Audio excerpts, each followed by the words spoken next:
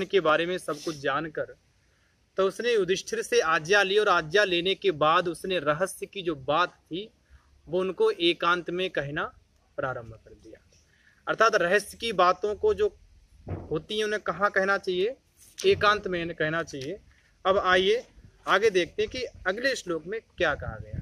चलिए, क्रियासु युक्तैर्नृपचार चक्षुषो न वञ्चनीयाः प्रभवोऽनुजीविभिः अतोऽर्हसि क्षन्तुमसाधु साधु वा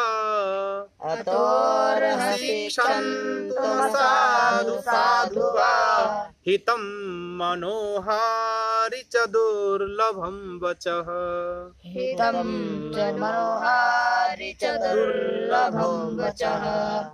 इसमें बड़ी अच्छी पंक्ति है, हितम मनोहारि च दुर्लभम वचः।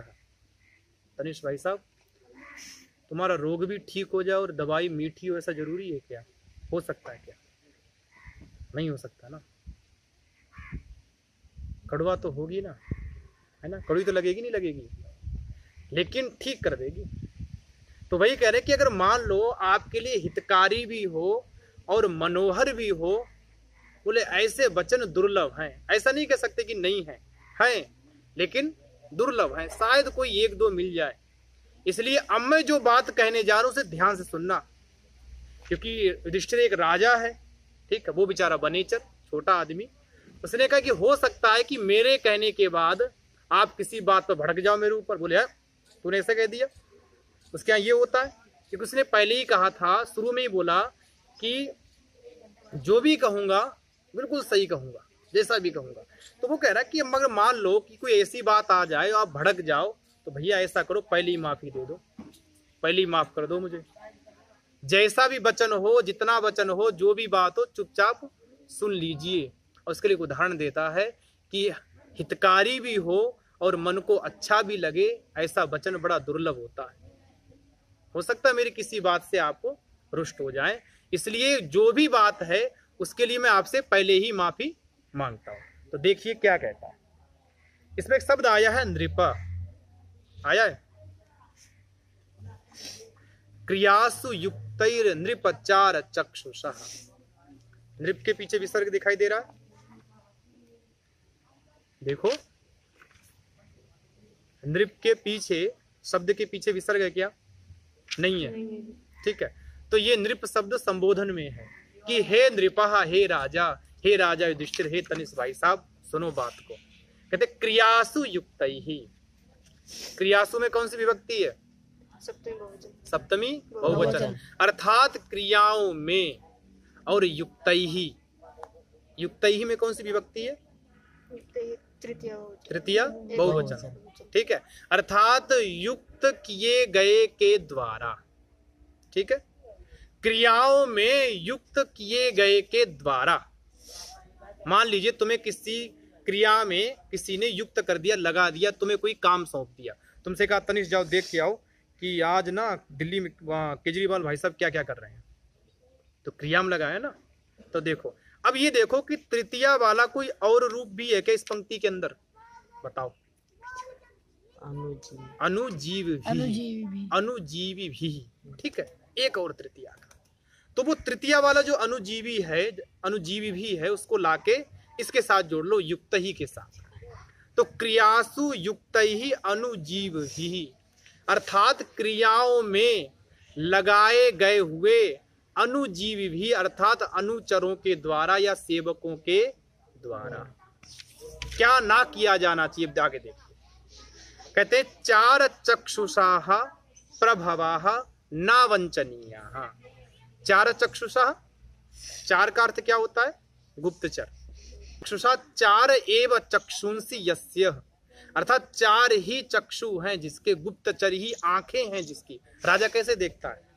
राजा को इतनी सारी व्यवस्था कैसे पता लगती है? क्योंकि गुप्तचर सब बता दे, भाई साहब वहां ऐसा हो रहा, वहां ऐसा हो रहा, पता लगता ना कहाँ क्या हो रहा है।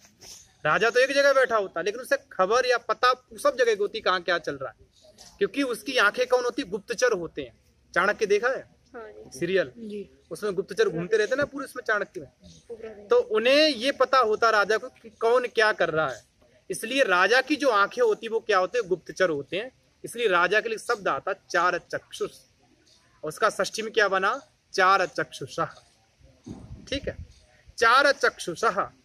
और चार चक्षुषा के समान एक शब्द है प्रभवः, अर्थात राजा।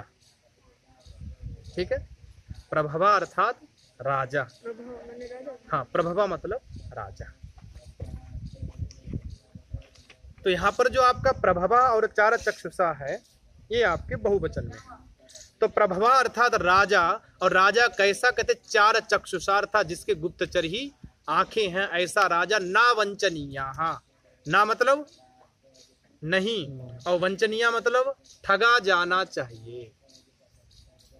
क्रियाओं में युक्त जो गुप्तचर हैं उनके द्वारा राजा, जो कि दूतों के ऊपर निर्भर है, ऐसा राजा कभी ठगा नहीं जाना चाहिए। मान लीजिए मैंने काम दे दिया सुबोध की भाई साहब जाओ, पर पता लगा क्या हो रहा है। ये गए और जाने के बाद भाई बात बताई मुझे जो जो ठीक है, मैं कुछ नहीं बताया, तो मुझे पूरी बात पता लगेगी क्या, नहीं लगेगी। तो इनका कर्तव्य है कि जो बात इन्होंने जैसी देखी उसको उसी ढंग में कहें, उसी प्रकार से कहें, तब तो ठीक है, तब उचित और अनुचित का निर्णय किया जा सकेगा, वरना नहीं कर सकते। इसलिए कहा कि क्रियाओं में युक्त जो गुप्तचर हैं उनके द्वारा कभी भी राजा ठगा नहीं जाना चाहिए। अतः इसीलिए आप ठगे ना जाओ, आपके साथ कोई गलत ना हो जाए, कोई धोखा ना हो जाए। अतः इसलिए आगे देखो क्या कहा, साधु असाधु वा क्षंतुम अर्हसि। साधु अर्थात जो ठीक हो, और असाधु मतलब जो ठीक ना हो। और ठीक का मतलब, साधु मतलब जो आपके लिए प्रिय हो। मैं बोलूं कि मान ली दुर्योधन के राज्य में साहब पूरी प्रजा दुखी है, तो तुम्हारे लिए तो बढ़िया है ना, तुम तो बड़े प्रसन्न हो गए। और मैं कह दूं भाई दुर्योधन के राज्य में बड़ी प्रजा सुखी है, तो तुम कहोगे अरे यार वहां राज्य में प्रजा सुखी होगी, तो तुम्हारे लिए तो गलत हो जाएगा ना। तो कहा कि इसीलिए साधु असाधु क्षंतुम अर्हसि, आपके जो अनुकूल हो और आपके जो अनुकूल ना हो, उन दोनों के लिए मुझे पहले से ही क्षमा करें। मैं कोई वाक्य बोलूं, पता नहीं आपके अनुकूल होगा, आपके अनुकूल नहीं होगा, जो भी है उनके लिए मुझे पहले से ही क्षमा कर दें। अब अंतिम में एक बात कहता है, कहता हितम मनोहारी च दुर्लभम वचा, क्योंकि हे राजन वचन हितकारी भी हो और मनोहर भी हो, ऐसा तो बड़ा दुर्लभ है। हितकारी होगा और मनोहर ही हो साथ में, ऐसा नहीं कह सकते। दुर्लभ है ऐसा मतलब ये नहीं कि हो ही नहीं सकता, ऐसा नहीं है, हो सकता है, ऐसा भी हो सकता है, लेकिन ये जरूरी नहीं कि हो ही जाए। इसलिए मैं आपसे जो बात कहूंगा अगर आपके अनुकूल हो, ऐसा नहीं कि अनुकूल हो तो शाबाशी दे दी और प्रतिकूल तो गिरा दिया पकड़ के, ऐसा मत करना। इसलिए आपसे पहले से ही मैं माफी मांगता हूँ, क्षमा चाहता हूँ, प्रार्थना करता हूँ। क्रियासु युक्तैर्नृपचार चक्षुषो, क्रियासु युक्तैर्नृपचार चक्षुषो, न वञ्चनीयाः प्रभवोऽनुजीविभिः, न वञ्चनीयाः प्रभवोऽनुजीविभिः।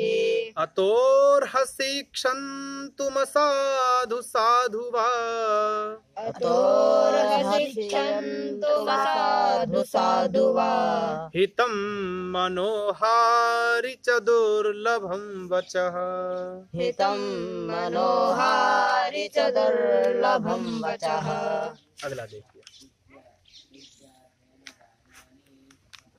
आगे कहता है सकिं सखा साधुना शास्ति योधिपम्, सकिं सखा साधुना शास्ति योधिपम्, हितान्नय संसृणुते सकिं प्रभुः, हितान्नय संसृणुते सकिं प्रभुः। सदानुकूलेषु हि कुर्वते रतिम्, सदानुकूलेषु हि कुर्वते रतिम्, नृपेष्वमात्येषु च सर्वसम्पदः, नृपेष्वमात्येषु च सर्वसम्पदः। देखिए इसमें तीसरा जो दूसरी पंक्ति में पहले दिया ना, सदानुकूलेषु ही सर्व कुर्वते रतिम्, उसने कहा कि महाराज सदानुकूलेषु, अर्थात हमेशा अनुकूल रहने पर, ठीक है, अनुकूलताएं होने पर ही, मतलब निश्चय रूप से कुर्वते रतिम, अर्थात रति जो होती है वो रमण करती है। अर्थात जब सारी बातें अनुकूल होती हैं तभी क्या धन संपदा अर्थात सारी संपदाएं क्या होती हैं, अक्षुण्ण बनी रहती है। या यूं कहो जब अनुकूलताएं होती हैं तब तक ही सारी चीजें हमारे पास बनी रहती हैं, और एक एक करके प्रतिकूलता आती गई तो चीजें क्या हो जाएंगी, समाप्त हो जाएंगी। ठीक है। अब किनके अनुकूल रहने पर, मान लीजिए गुरुकुल के अंदर बच्चों के और आचार्य के अनुकूल रहने पर, विद्यालयों में छात्र और अध्यापकों के अनुकूल रहने पर, परिवारों में माता पिता और बच्चों के अनुकूल रहने पर, ठीक है। और जहां प्रतिकूल हो गए तो मैंने कहा सुबह उठ जाना 4 बजे, सुबह कहा जी 5 बजे, ठीक है 4 बजे क्या करेंगे, तो गड़बड़ हो जाएगा ना। सारी संपदाएं, सारी व्यवस्थाएं, सारी उन्नति तभी हो सकती हैं जब अनुकूलता रहे तब। इसलिए वनेचर ने एक बड़ी अच्छी बात कही, बोले महाराज अनुकूलताएं होंगी तभी रति हो सकती है, और अनुकूलताएं नहीं तो रति नहीं हो सकती।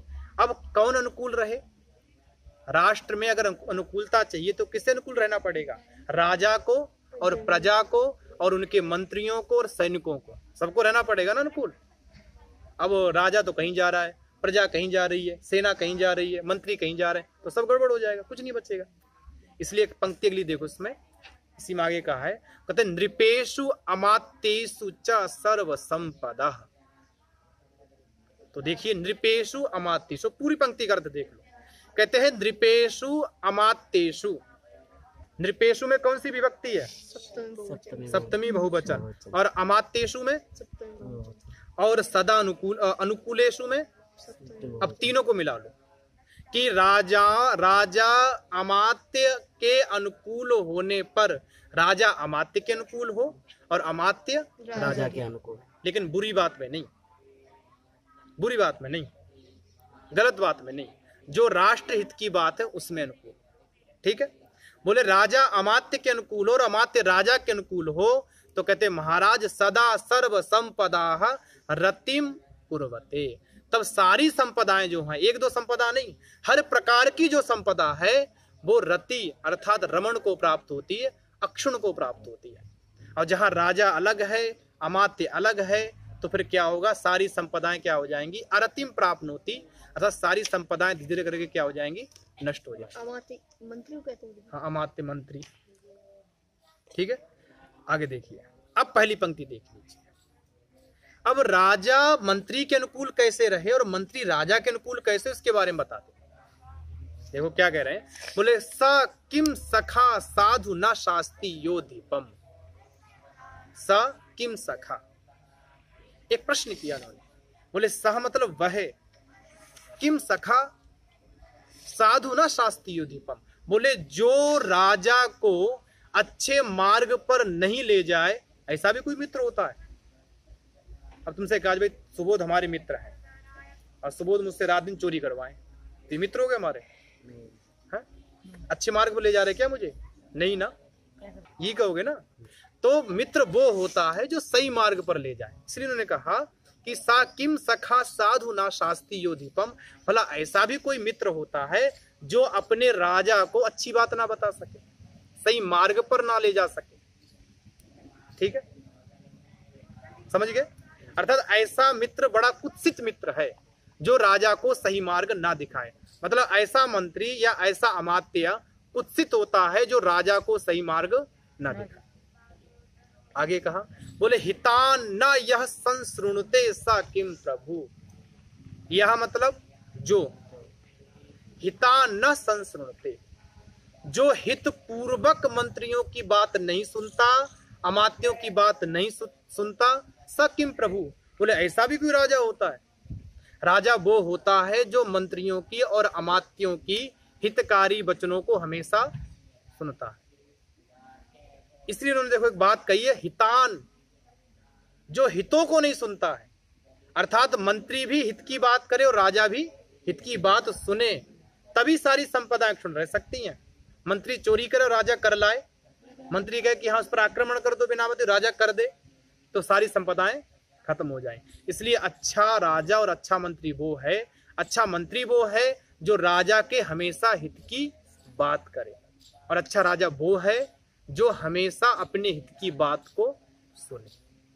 ठीक है, इसलिए मैं जो वहां से लाया हूं, मैंने जो देखा है और मुझे जो जैसा दिखा जो दिखा मैं आपको उसको कहूंगा, क्योंकि मेरा कर्तव्य है और आपका कर्तव्य क्या है, आपको सुनना पड़ेगा।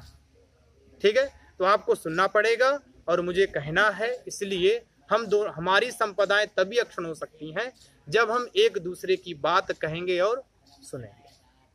ठीक है, चलिए एक बार इसको और उच्चारण कर लेते। सकिं सखा साधुना शास्ति योधिपम, सकिं सखा साधुना शास्ति योधिपम्, हितान्नयः संसृणुते सकिं प्रभुः, हितान्नयः शृणुते सकिं प्रभुः, सदानुकूलेषु हि कुर्वते रतिम्, सदानुकूलेषु हि कुर्वते रतिम्, नृपेष्वमात्येषु च सर्वसम्पदः, नृपेष्वमात्येषु च सर्वसम्पदः। ठीक है, इतना ही रखते हैं, फिर आगे देखेंगे कल उसने क्या क्या और कह दिया है। ठीक है, चलिए।